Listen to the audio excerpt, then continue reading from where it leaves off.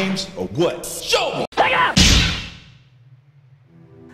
Hey gang, I'm back, and it's that special time of year when the days grow short and the spirits of the dead return to their homes to warm themselves by the fireside. Of course, I can only be referring to Halloween. For me, it's that time of year when women dress like whores and I thank them for it. When I'm not being a complete asshole, I'll watch horror flicks. Lots of them, like Alien. It may be a slow burn, but that's why it works. The tension that builds up to reveal one of cinema's greatest movie monsters. Whenever I watch Aliens, though, I actually find myself wanting to play Alien Trilogy. Yes, I'm just as surprised. Perhaps nostalgia has finally set in, but I was playing this again recently and found myself kind of enjoying it. Considering I gave the Saturn port a fairly negative review, this left me in shock.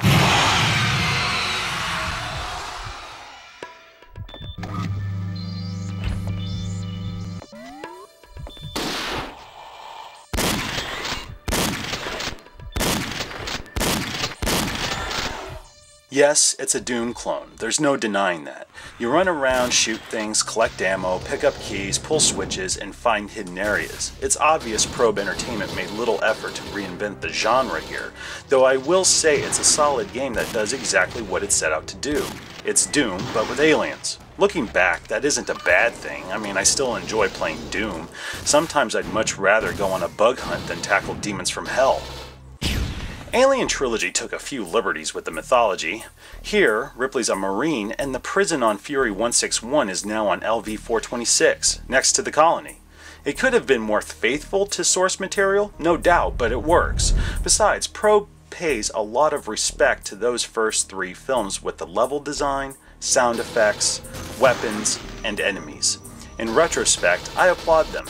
Even though it doesn't take full advantage of the hardware, this is a very decent presentation.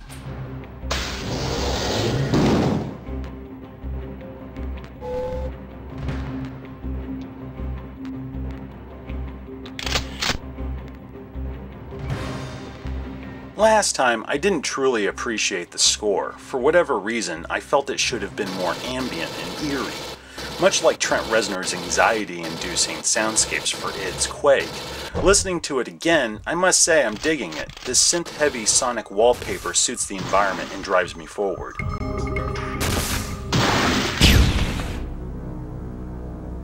I still love the death animations. Hell, the cutscenes are fantastic.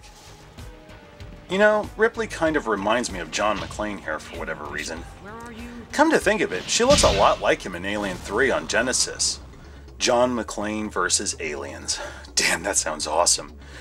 The controls feel stiff, though I found that's a common problem with these early first-person shooters. The FPS was born on PC with a mouse and keyboard in hand, not a controller. While I don't feel that was the case here, it does play well. Better than Doom on Saturn. Not that it's unplayable, though it doesn't feel as immediate. That and this frame rate is ridiculous. The 32X version plays smoother than this. That reminds me, did you know Alien Trilogy was once slated for 32X? Can you imagine what that would have looked like?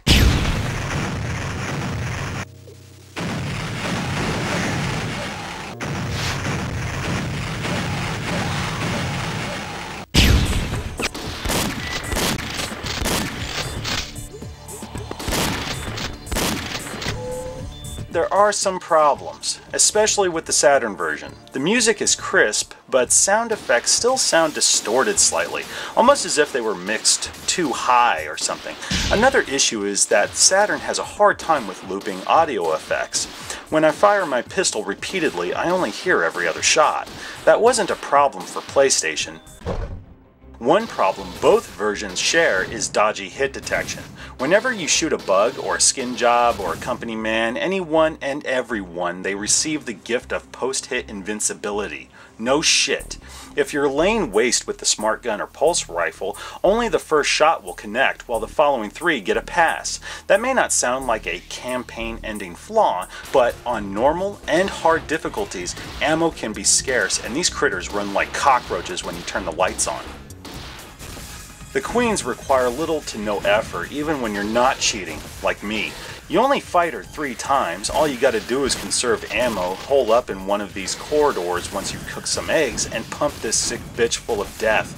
Just look at this. She's fucking helpless. Alien Trilogy isn't the best first-person shooter ever made.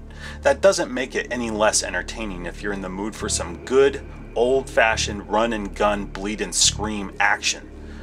Although, if you're in need of something a bit more sophisticated, perhaps we should look forward.